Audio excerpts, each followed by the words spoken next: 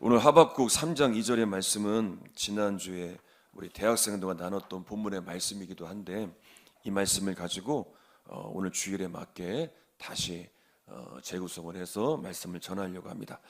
하박국서의 말씀을 이렇게 읽었다 보면 주변에서 일어나고 있는 이 안타까운 상황에 대한 선지자의 그런 간절한 마음이 나옵니다. 이해가 되지 않는 거예요. 왜 이런 상황 가운데 안타까운 이 상황 가운데 이해가 되지 않는 상황에서 하나님을 향해 이제 질문을 던집니다. 자, 그런 몇 가지 질문을 던지면서 하나님의 응답을 얻어요. 그리고 나서 하나님의 계획하심을 깨닫습니다. 이전에 몰랐을 때에는 하나님에 대하여 이제 왜 이런 상황 가운데 가만히 계십니까? 라고 이제 묻지만 이제 하나님의 계획하심을 알고 나서는 그 기도가 완전히 바뀝니다.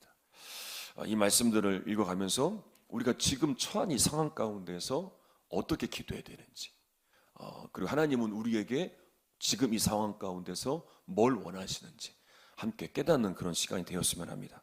자, 하박국 선지자가 먼저 하나님을 향해 두 가지 질문을 하는데 첫 번째 질문은 뭐였냐면 이거였어요. 자, 왜 침묵하십니까? 자, 한번 읽어볼게요. 하박국 1장 2절로 4절 읽습니다. 시작. 여호와여, 내가 부르짖어도 주께서 듣지 아니하시니 어느 때까지리이까? 내가 강포로 말미암아 외쳐도 주께서 구원하지 아시나이까? 어찌하여 내게 죄악을 보게 하시며 패역을 눈으로 보게 하시나이까? 겁탈과 강포가 내 앞에 있고 변론과 분쟁이 일어났나이다. 이러므로 율법이 해이하고 정의가 전혀 시행되지 못하오니 이는 악인이 의인을 애워쌌으므로 정의가 굽게 행하여 짐이니이다. 아멘. 자, 하박국은 지금 유다 안에서 일어나고 있는 상황 가운데서 정말 하나님의 회복을 위해 계속 기도해 왔어요. 이 안타까운 죄악의 상황 가운데서 좀 뭔가 달라지기를 위해서 기도하고 있는데 좀처럼 변화가 없는 거예요. 전혀 바뀌지 않는 거예요. 여전히 유다 안에는 죄악으로 가득하고, 그리고 겁탈과 말씀을 읽어본 것처럼 강포와 변론과 분쟁이 일어나고, 그러니까 어떻게 보면 정의는 완전히 사라져 있어요. 그리고 악인이 막 판을 치는 세상이에요. 자, 이런 가운데 아무리 기도해도 달라진 건 없는 거예요. 그래서 너무나 힘들어가고 있었습니다. 여러분, 우리도 이런 상황을 경험할 때가 있어요. 우리도 정말 하나님, 이런 상황 가운데 하나님의 도우심을 구하는데 좀처럼 변화가 되지 않는 거예요. 우리의 가정이 좀 바뀌길 원하고 우리 가정이 좀 달라지길 원하는데 좀처럼 나아지지 않는 거예요. 여전히 해결되지 않는 문제들은 여전히 있고, 여전히 해결되지 않는 얽혀있는 관계들은 좀처럼 해결될 기미가 보이지 않고, 아니 하나님, 이 문제를 놓고 기도하는데 왜 해결되지 않습니까? 도저히 이해가 안 되는 상황을 경험할 때가 있어요. 어떤 때는 정말 이 세상을 돌아가는 것들을 보면 믿음을 갖고 살아가는 것이 좀 초라해 보일 때도 있고, 정말 마음대로 죄를 짓고 사는 사람들이 막 그들을 위주로 돌아가는 것 같고, 막 그런 안타까운 상황들을 경험할 때가 있습니다. 그러면서 이러한 상황을 좀 받아들이기가 쉽지 않은 그런 일들을 경험할 때가 있어요.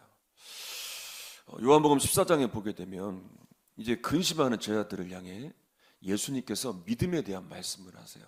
그리고 요한복음 14장 6절에 보면 예수님 자신을 이렇게 말씀하세요. 세 단어로 말씀하시는데 길과 진리라 생명이다 라고 말씀하세요. 그러니까 예수님께서 앞으로 일어날 일들에 대하여 말씀하셨을 때 제자들이 두려움에 빠졌습니다. 그때 예수님은 뭘 말씀하셨냐면 이제 길이고 진리고 생명 되심을 말씀하시면서 너희들이 믿음을 가지고 나를, 길인 진리인 생명인 나를 의지하고 나를 따를 것을 말씀해 주셨어요. 그러니까 예수님께서는 두려워하는 제자들에게, 근심하는 제자들에게 어떠한 상황을 바꿔주시거나 뭔가 다른 것들을 보여주신 것이 아니라 예수님에게 집중하게 만드셨어요. 그리고 예수님을 붙들고 정말 이해가 안 되는 상황 가운데 있지만 그래도 진리이신 생명이신 예수님을 끝까지 따라야 함을 말씀해 주셨어요. 그리고 부활하신 예수님을 만나고 난 뒤에 제자들은 정말 달라져요. 그들은 상황이 어떻든 사람들이 어떻든 그거에 따라서 불안해하고 두려워하는 것이 아니라 길이신 예수님, 진리이신 예수님, 생명이신 예수님을 따릅니다. 이제는 그들이 믿음을 가지고 주님께 반응하고 그리고 주의 말씀에 반응하고 주님의 계획에 반응하지 환경에 사람에 주어지는 현실에 반응하지 않습니다. 여러분, 믿음이란 건 주님께 반응하는 거예요. 믿음은 주님이 주신 말씀에 반응하는 거예요. 믿음은 주님이 주신 사명에 반응하는 거예요. 믿음을 가진 사람들은 주어지는 환경에 따라 또 주어지는 사람들의 반응에 따라 그거에 따라 믿음은 반응하는 것이 아니에요. 언제나 주님께 반응하는 것이 그것이 믿음을 가진 성도들이 마땅히 해야 될 믿음의 모습인 거예요. 지난 주일날 오후에는 홍천에 있는 한 교회에서 이제 집회를 하고 왔습니다. 정말 젊은 목사님과 사모님이 얼마나 열심히 해오셨는지 제가 새벽에도 기도 부탁을 했지만 처음 그 교회에 부임했을 때 성도가 한 명이었어요. 한 명인 성도를 데리고 제자 훈련도 하고 정말 열심히 했다는 거예요. 그렇게 막 훈련을 시키고 그리고 매일 나가서 목사님 사모님이 전도도 하고 그리고 어떻게든 지역을 섬기려고 하고 영혼을 섬기려고 그렇게 몸부림을 쳐서 한 명이었던 교회가 30명의 교회로 부흥을 한 거예요. 놀라신 거 맞죠? 다 30명의 부흥. 그러니까 이건요 100명에서 1000명 되는 것보다 더 힘든 거예요. 그러니까 이것만 봐도 얼마나 열심히 정말 주의 나라와 정말 주의 부흥을 위해서 힘을 써왔는지 정말 알 수 있는 그런 일들인데 이제 근데 안타까운 건 뭐냐면 그렇게 열심히 목회를 해오시다가 올 초에 목사님 건강에 문제가 생겼어요. 그래서 말씀을 전할 수 있는 상황이 안 된 거예요. 정말 그런 힘든 시간들을 보낸 거예요. 그래도 성도들이 기도해주고 또 사랑으로 섬겨주고 교회가 흔들리지 않고 그런 가운데 이제 목사님의 건강이 조금씩 회복이 돼서 이제 설교할 수 있는 상황까지 이르게 되었고 완전히 회복된 건 아니지만 그래도 조금씩 회복이 되고 있음에 감사하고 있더라고요. 그리고 그날도 정말 이 집회를 위해서 얼마나 기도하고 사모해 왔는지 그 예배당에 꽉 차 있는 성도들을 보면서 목사님 사모님이 너무나 기쁘다는 거예요.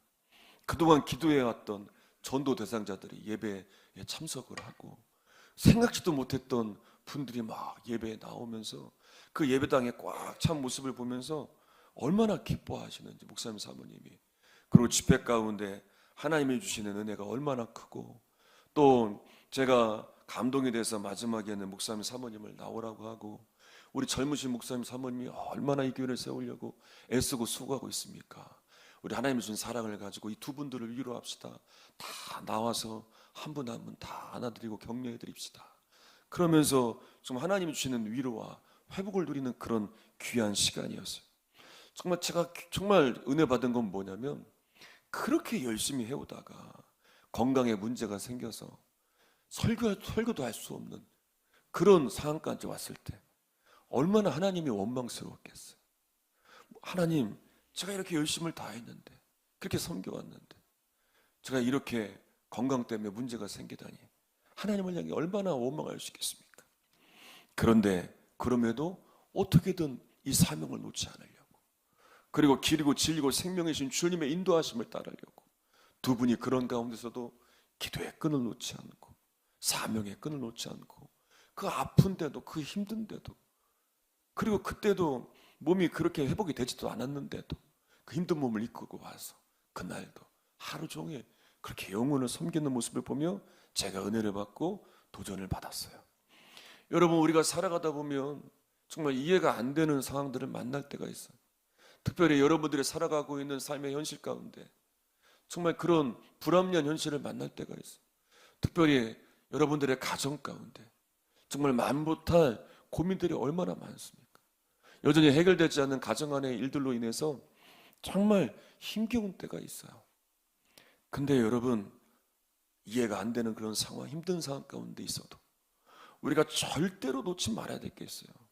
그건 뭐냐면 길이요, 진리요, 생명 되신 주님을 우리는 끝까지 붙들어야 돼요.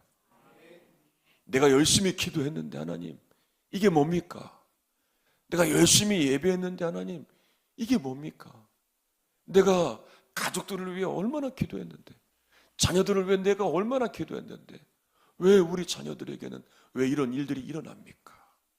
라고 하소연할 수 있지만, 그렇게 무너진 마음을 다시 붙들고 일어나, 그래도 주님이 우리 가정을 붙들고 계시지, 나에게 주님의 말씀이 있지, 그래도 주님의 인도하심을 따라야지. 그리고 주님의 인도하심을 따라갈 때, 그럴 때 주님이 우리를 붙드셔서 이끄시는 정말 함께 하시는 은혜의 일들이 일어나게 됨을 믿으시기를 바라요. 전에 국민일보에 나온 기사를 봤는데 이런 제목이었어요. 그 제목이 10,000번의 새벽 예배, 10,000번의 새벽 예배와 감사헌금을 드리다였어요. 여러분, 아멘 안 해놨잖아요. 이거 아멘 했다가 10,000번, 이게 얼마, 10,000번을 해야 되는 거 아니야? 그 10,000번을, 이게 뭔가 제가 보니까 장로님의 기사였어요. 이 장로님이 10,000번의 새벽 예배를 작정하고, 그러니까 10,000번을 한 번도 안 빠지고 드린 거예요. 제가 그동안 저희 교회는 1,000번 새벽 예배를 드리시는 분들은 봤어요. 저희 고향교회에서는 3,000번 빠지지 않고 드리시는 분은 봤어요. 아마 10,000번 나오시지 않을까요? 몇 년에 걸렸나 보니까 27년 동안 10,000번을 한 번도 안 빠졌대요. 한 번도 안 빠지고. 우리 장수하고 싶은 분들은요, 우리 70세 이상 되신 우리 장수하고 싶으신 분들, 하나님께 서운하세요. 하나님, 제가 10,000번의 새벽 예배를 드려야 되겠습니다. 30년은 걸렸다는 거예요. 27년 동안 한 번도 빠지지 않고 새벽 예배를 드리고 하나님 앞에 감사의 제목을 써서 하나님 앞에 예물을 드렸다는 거예요. 근데 이렇게 작정한 이유가 있대요. 그러니까 이 마음이 귀한 거야. 그건 뭐냐면, 자기의 가족들 중에 자기만 예수를 믿게 된 거야. 그러니까 그게 너무나 감사해서 가정에서 혼자 신앙생활을 시작했는데, 그것도 감사한데 자신을 통해서 다른 형제들이 신앙을 갖게 된 거야. 그것도 감사하고. 그래서 이제 그렇게 감사함을 가지고 이제 신앙생활을 하는데, 어머니가 그런 말씀을 하셨대요. 얘야, 아들아, 이제 자녀가 집을 나갈 때, 외출을 하고 외출을 할 때 나갈 때 누구에게 인사를 하냐? 또 들어오면 누구에게 먼저 인사하냐? 그랬더니 내 가정 어른에게 인사를 하죠. 그러면 믿는 사람은 하나님께 인사하고 시작하는 거라고. 그러니까 이 이야기를 듣고 내가 10,000번의 새벽 예배를 드려야 되겠다. 하나님께 인사부터 해야 되겠다. 그런 마음을 가지고 시작을 했다는 거예요. 그렇게 27년간 10,000번의 예배를 드리면서 이렇게 기도 제목을 썼다는 거예요. 10,000번째. 그럼 궁금하지 않으세요? 10,000번째 기도 제목, 감사 제목은 뭐라고 썼을까? 이렇게 써졌다는 거예요. 여기까지 도우신 하나님. 이게 10,000번째 기도 제목이었어요. 그러니까 자기만을 위한 기도 제목이 아니라 10,000번, 여러분 생각해 보세요. 10,000번까지 계속 내 요구만 얘기해 본다고 해보세요. 감사도 없고 찬양도 없고 하나님께 영광 돌리는 것도 없고, 하나님 이거 해주세요, 저거 해주세요, 아니 10,000번이 되도록 그것만 올렸다고 해보세요. 근데 마지막 마무리가 여기까지 도우신 하나님. 이 장로님이 30년 가까이 새벽 제단을 지키면서 왜 어려운 일들이 없었겠어요? 이해 안 되는 상황들이 왜 없었겠어요? 고난이 왜 없었겠어요? 그런 일들이 있더라도 그래도 길이 되신 주님을, 진리 되신 주님을, 생명 되신 주님을 신뢰하고 따르며 또 예배 자리를 지키고 기도의 자리를 지키고 감사의 자리를 지키며 그렇게 하나님의 인도하심을 따라오니까 보이는 거예요. 여기까지 도우신 하나님. 오랫동안 신앙생활을 하셨던 분들을 보게 되면 정말 이해가 안 되는 상황 가운데서 하나님의 인도하심을 따르고 하나님을 신뢰하며 그렇게 살아오다 보니까 지나고 보니 여기까지 도우신 하나님, 그 하나님의 은혜였음을 고백하는 간증들을 수없이 들어왔습니다. 여러분, 여러분들이 지키는 이 믿음의 자리가 왜 소중하냐? 여러분들이 하나님의 손을 붙드는 것이 왜 소중하냐? 특별히 이해가 안 되는 어려운 상황 가운데, 우리 가정의 불합리한 문제 가운데 있을 때 여러분들이 하나님의 손을 놓지 않고 붙들고 나아가는 것이 왜 중요하냐면, 여러분들을 통해서 여러분의 가정 공동체에, 또 여러분들의 가족들에게, 여러분들의 자녀손들에게 여러분들이 그러한 은혜의 통로가 돼요. 그런 연결고리가 될 수 있기 때문에 여러분들이 절대로 하나님의 손을 놓지 말아야 돼요. 그리고 여러분들이 하나님의 손을 붙들고 그렇게 하나님을 따라 나아갈 때 하나님이 부어주시는 그 은혜와 역사가 여러분을 통해 일어나게 되는 거예요. 마치 하박국 선지자가 이런 상황 가운데 도저히 이해가 안 되지만 하나님을 향해 기도하면서 유다 백성들과 그런 하나님의 은혜를 연결하는 통로가 되는 것처럼, 여러분들도 여러분들의 가정에 그런 은혜의 통로가 되는 그런 연결점이 되는 역사가 일어나기를 바랍니다. 자, 하박국 선지자가 이해가 안 되는 상황 가운데서 하나님의 왜 침묵하시는지를 묻습니다. 왜 하나님 가만히 계십니까? 그리고 이에 대한 하나님의 응답을 듣습니다. 자, 하박국 1장 6절이에요. 읽겠습니다. 시작. 보라, 내가 사납고 성급한 백성 곧 땅이 넓은 곳으로 다니며 자기의 소유가 아닌 거처들을 점령하는 갈대아 사람을 일으켰나니.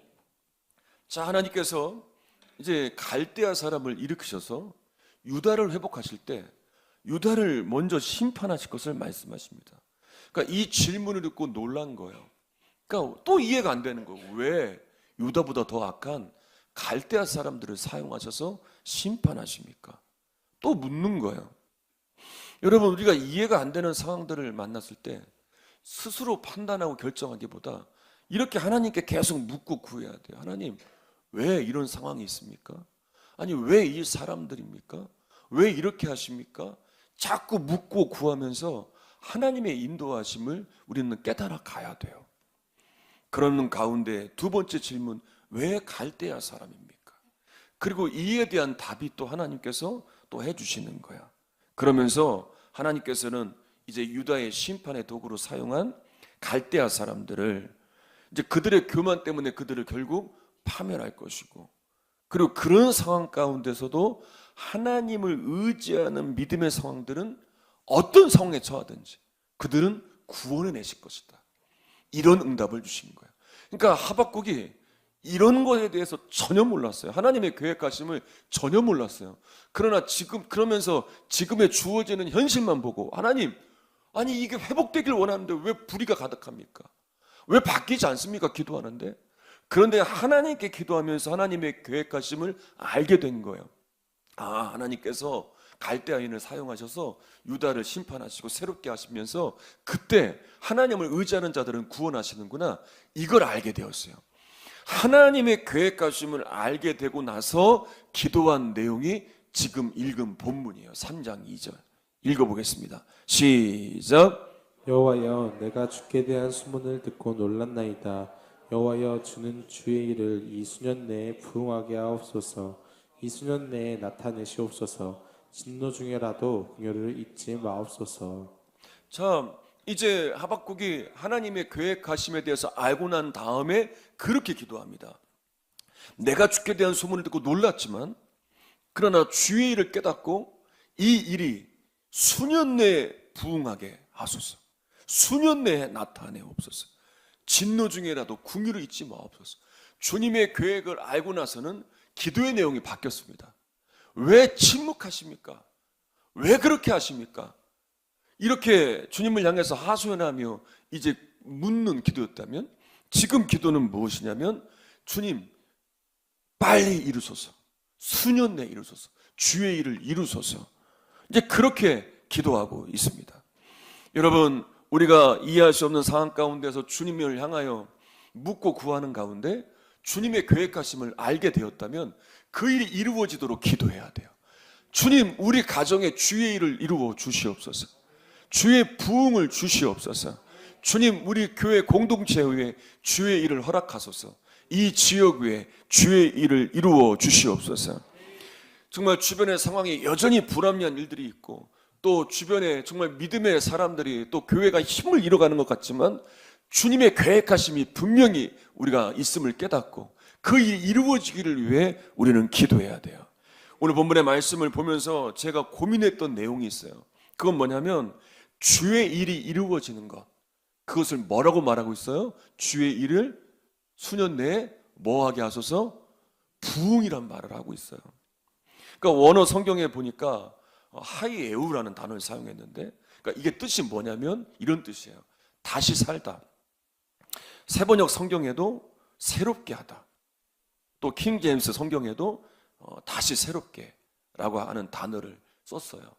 그러니까 부흥은 다시 살아나는 거예요. 우리가 항상 말하는 살아나는 역사. 이게 부흥이에요. 자, 그래서 하박국 선지자는 이 부흥이 일어나기 위해서는, 다시 살아나기 위해서는 회복하는 과정이 필요하다는 걸 알게 된 거예요. 그런 일들이 있은 이후에 하나님이 주시는 부흥, 주의 일이 이루어지는 그 부흥이 있어야 됨을 알고 그 일이 속히 이루어야 된다라는 것을 놓고 기도하고 있는 거예요. 설교를 준비하다가 이제 미국의 한 대학에 일어난 이런 부흥의 일들을 보게 되었어요. 미국의 시카고에서 서쪽으로 이제 1시간가량 차를 타고 가다 보면 휘튼이란 작은 도시가 있다고 합니다. 거기에 휘튼 대학이 있는데 이 대학이요 상당히 유명하더라고요. 뭘로 유명하냐면 미국의 캠퍼스에 부흥의 진원지가 이 대학이더라고요. 그러니까 그 역사를 찾아보니까 1936년도부터 강력한 성령의 역사가 이 대학에서 일어났고 1943년, 1948년에도 놀라운 성령의 역사가 일어났는데 기록을 보니까 얼마나 강력한 성령의 역사가 일어났는지 수업을 할 수가 없었다는 거예요. 그 역사가 강력해서 막 교수들이, 막 학생들이 막 말씀과 기도를 통해서 막 회개가 일어나고 간증이 막 넘쳐나 몇 주간 그게 계속되었다는 거예요. 이때 졸업한 졸업생 3분의 1이 주님을 위해 헌신하기로 결단했다는 거예요. 목회자가 되고 그리고 선교사가 되기로 하고, 그때 유명한 선교사 짐 엘리엇도 이때 배출이 되었다고 해요. 그리고 빌리 그레함도 이 학교 출신이라고 해요. 그리고 1950년대 또 1970년대에도 이런 부흥이 계속 일어났다는 거예요. 그리고 1995년에 봄에 다시 부흥이 일어났는데 1995년 3월 19일 날 집회가 시작되었는데 그 집회에 붙은 부흥의 불길이 꺼지지 않고 6주 동안 이어졌다는 거예요. 근데 이 부흥이 시작된 이런 성령의 강력한 역사가 일어난 그 시작 출발점을 보니까 1995년도에 이 부흥의 시작이 한 여학생의 회개를 통해서, 그 회개의 간증을 통해서 시작되고 하더라고요. 여러분, 저도 오늘 말씀을 준비하면서 다시 살아나는 그 부흥의 역사, 주님이 계획하신 다시 회복된 이후에 살아나는 이 역사를 막 꿈꾸게 되었어요. 그래서 이 추산리가 대한민국의 부흥의 진원지가 되는, 아멘 하신 거죠? 이 추산리가, 이 듣도 못한 생소한 이 추산리가 대한민국의 부흥의 진원지가 되는 그런 꿈을 꾸게 되었어요. 그러니까 이곳에서 솟아난 생수의 강물이 이곳을 찾는 사람마다 회복이 되고 변화되어서 다시 살아나는 부흥. 그러니까 이런 일들이 일어나고 살아난 사람들을 통해서 가정이 변화되어지고 지역이 변화되어지고 교회가 변화되어지고, 그래서 부흥의 진원지가 이 추산리가 되어져난. 근데 여러분, 이 일이 이루어지기 위해서는 어떻게 해야 됩니까?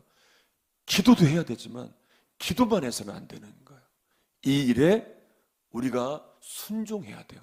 하나님이 가지고 계시는 이 부흥의 비전에 우리가 순종할 때 이 일이 일어나게 되는 거예요.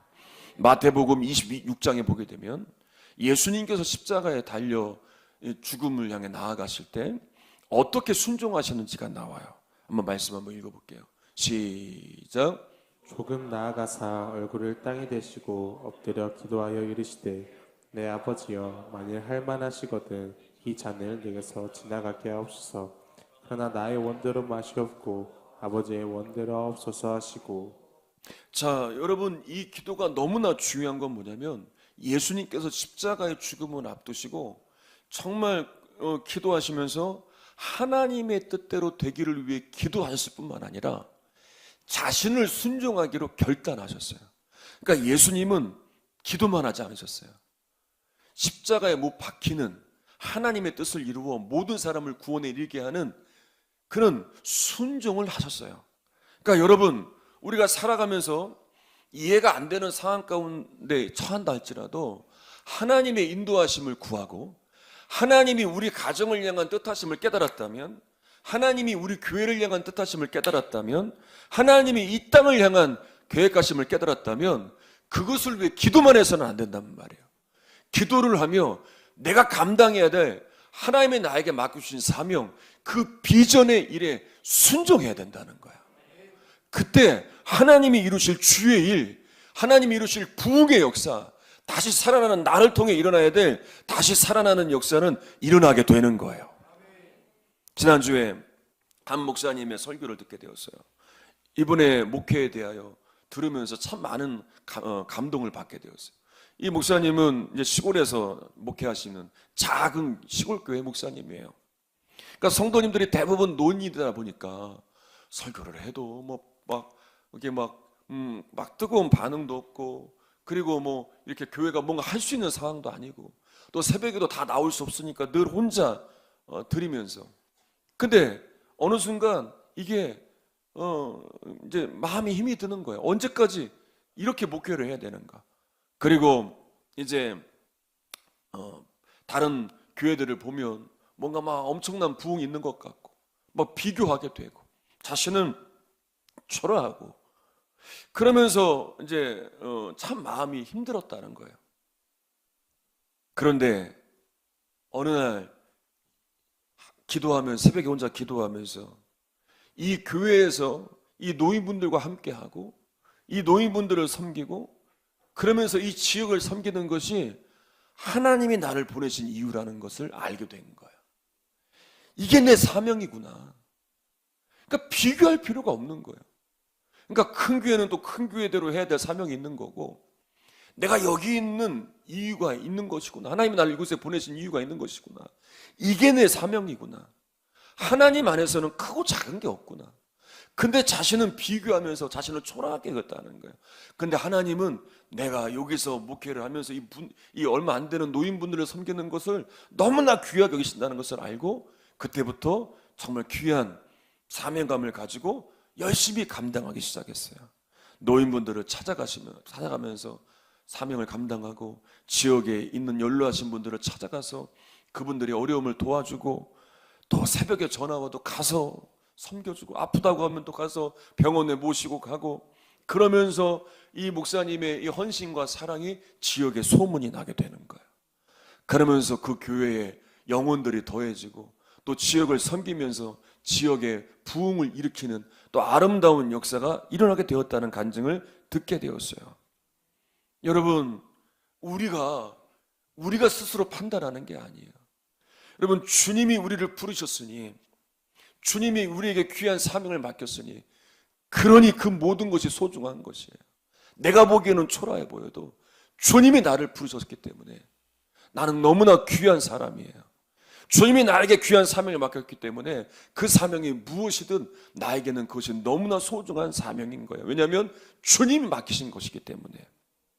그리고 내가 믿음으로 그 사명을 감당하며 주의 일이 이루어지기를 위하여 순종할 때 나를 통해 내가 있는 그 자리에, 부르신 그 자리에서 주님이 다시 살려내시는 그 부흥이 일어나게 되는 거예요.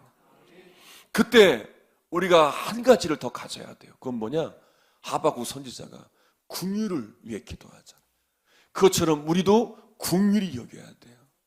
정죄하며 비난하며 그렇게 그런 마음을 가지고 주의 사명을 감당하는 것이 아니라 늘 긍휼함이에요. 이 긍휼함을 가지고 그렇게 우리는 기도하며 주님께 나아가야 돼요. 여러분, 오늘 말씀을 통해서 정말 주님께서 여러분들의 삶에 주님의 계획하신 일들, 이 부흥을 주시기를 원하신다는 걸 깨달았으면 좋겠습니다. 여러분들의 삶의 자리에서 매일 겪는 삶이지만 때로는 살아가는 것이 쉽지 않을 때가 있어요. 지금 내 삶에 해결되지 않는 문제로 인해서, 또 가정 안에 있는 문제들로 인해서, 여러 가지 얽혀있는 관계의 문제로 인해서, 당장 또 해결해야 될 문제로 인해서 매일 고민하며 갈등하며 살아가면서 마음의 평안이 없는 분들도 있을 거예요.